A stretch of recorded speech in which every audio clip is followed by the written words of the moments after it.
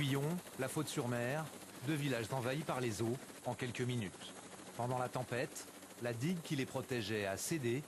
Dès les premières heures du jour, les habitants mettaient en cause son manque d'entretien. Il faut dire qu'il y a eu très peu de travaux de fait et que ça les a complètement amoindris depuis des années et c'est pas trop surprenant.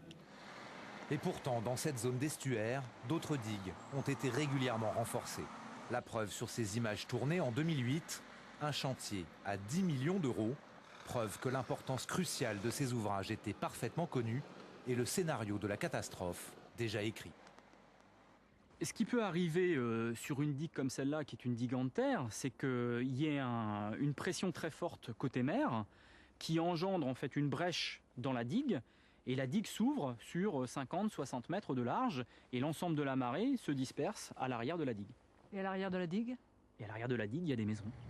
Des maisons comme celle-ci. En 2008, ce lotissement de la Faute-sur-Mer était flambant neuf, mais moins d'un an après les premières ventes, la préfecture interdisait toute nouvelle construction dans cette zone inondable.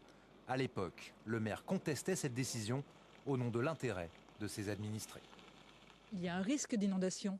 Écoutez, le risque zéro, effectivement, n'existe pas, mais de mémoire d'ancien, on n'a pas eu de gros problèmes au niveau des inondations. Je reste persuadé qu'au niveau constructibilité, on a encore des possibilités, ne serait-ce que de monter peut-être éventuellement 2 ou 3 parpaings. Donc il y a des possibilités pour faire en sorte que ces populations ne soient pas flouées et ne soient pas spoliées de leur investissement qui, manifestement, à leurs yeux, représente le travail d'une vie.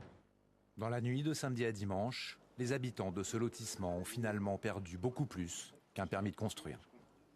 Le président de la République s'est rendu sur place aujourd'hui.